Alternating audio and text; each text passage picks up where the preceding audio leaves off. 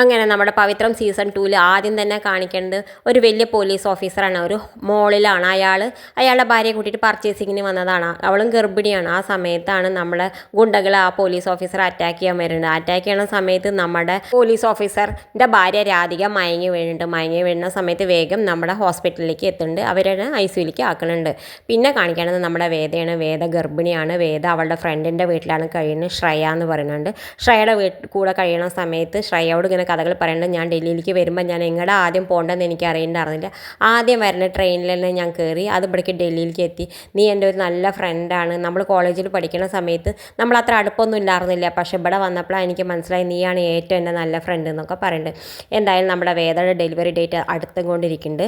ആ സമയത്ത് അവളാണെങ്കിൽ അറിയാതെ ഒരു റീൽസിൽ പെടുന്നുണ്ട്. ഒരു മലയാളികൾ റീൽസ് ഇടുന്നുണ്ട്. അത് നമ്മുടെ ദർശനാണെങ്കിൽ കാണാനിടയും ആവുന്നുണ്ട്. എന്തായാലും നമ്മുടെ വേദനെ ഹോസ്പിറ്റലിൽ വന്നിട്ട് അഡ്മിറ്റ് ചെയ്യാൻ പറയുന്നുണ്ട്. കാരണം ശ്രേയയ്ക്കാണെങ്കിൽ നൈറ്റ് ഡ്യൂട്ടിയാണ് ഒരാഴ്ച. അതുകൊണ്ട് ഡോക്ടർ പറയുന്നുണ്ട് ഇവിടെ ഇരുന്നോട്ടെ, വീട്ടിൽ ആരും ഇല്ലാത്തതല്ലേ, അതുകൊണ്ട് ഇവിടെ അഡ്മിറ്റ് ആയിക്കോട്ടെ എന്ന് പറയുന്നുണ്ട്. എന്തായാലും നമ്മുടെ ഡോക്ടർ പറയുന്നുണ്ട് എന്നാൽ രണ്ടാൾ ഷെയർ ചെയ്യുന്ന റൂമിൽ കൊണ്ടുപോയിട്ട് അഡ്മിറ്റ് ചെയ്യാൻ പറയുന്നുണ്ട് നമ്മുടെ വേദേനെ. എന്തായാലും വേദേനെ കൂട്ടിയിട്ട് നമ്മുടെ സിസ്റ്റർ പോകുന്നുണ്ട്. നമ്മുടെ ശ്രേയ ആണെങ്കിൽ മരുന്ന് വാങ്ങാനും പോകുന്നുണ്ട്. വേദയാണെങ്കിൽ നമ്മുടെ വിക്രത്തിൻ്റെ ഫോട്ടോ കണ്ടിട്ട് ഒരുപാട് വിഷമിക്കുന്നുണ്ട്.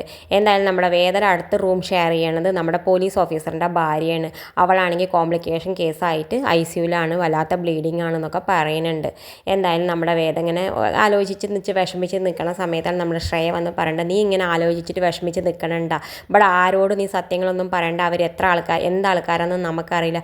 അതുകൊണ്ട് ഞാനിപ്പോൾ എന്തായാലും തൽക്കാലം എനിക്ക് ഡ്യൂട്ടിക്ക് പോയേ പറ്റൂ, നീ എന്താവശ്യം ഉണ്ടെങ്കിലും എന്നെ വിളിക്കുമെന്ന് പറയണ്ട. ആ സമയത്ത് നമ്മുടെ വേദശ്രയോട് പറയണ്ടേ എനിക്കൊരു പേടിയും പേടിക്കണ്ട, ആ സിസ്റ്റർ പറഞ്ഞു ഇവിടെ ഒരു ബെല്ലുണ്ട് അത് അമർത്തിയാൽ മതി, എല്ലാവരും ഈ ഹോസ്പിറ്റലിൽ മുഴുവൻ ഇവിടെ എത്തിക്കോളുന്നാണ് പറഞ്ഞു. അതുകൊണ്ട് എനിക്കൊരു പേടിക്കണ്ട, നീ ധൈര്യമായിട്ട് ഓഫീസിൽ പോയിട്ട് വാന്ന് പറഞ്ഞിട്ട് നമ്മുടെ ശ്രേയനെ യാത്ര പറഞ്ഞയക്കുന്നുണ്ട്. അപ്പുറത്താണെങ്കിൽ നമ്മുടെ വിക്രമാണെങ്കിൽ വേദന എന്നെ ആലോചിച്ചിട്ട് ഇരിക്കുന്നുണ്ട്.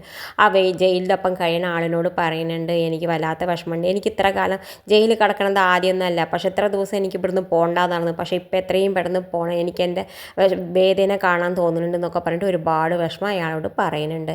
എന്തായാലും പിന്നെ കാണിക്കേണ്ടത് നമ്മുടെ വേദൻ്റെ റൂം ഷെയർ ചെയ്യണ പോലീസ് ഓഫീസറിൻ്റെ അമ്മ വരുന്നുണ്ട്. അമ്മ വന്നിട്ട് അവൾ പറയേണ്ടത് എന്താ നിങ്ങൾ ഇവിടെ എന്നൊക്കെ ചോദിക്കേണ്ട. ആ സമയത്ത് നമ്മുടെ വേദോട് പറയേണ്ടത് എൻ്റെ മരുമകൾക്ക് ഭയങ്കര കോംപ്ലിക്കേഷനാണ്, അവളൊന്ന് വീണു, അവിടെ മോളിൽ വെച്ച് പോലീസ് അവൻ ഭർത്താവ് അടിക്കണ കണ്ടിട്ട് ഗുണ്ടകൾ അടിക്കണ കണ്ട് പേടിച്ചിട്ട് വീണതാന്നൊക്കെ പറയുന്നുണ്ട് നമ്മുടെ വേദോട്.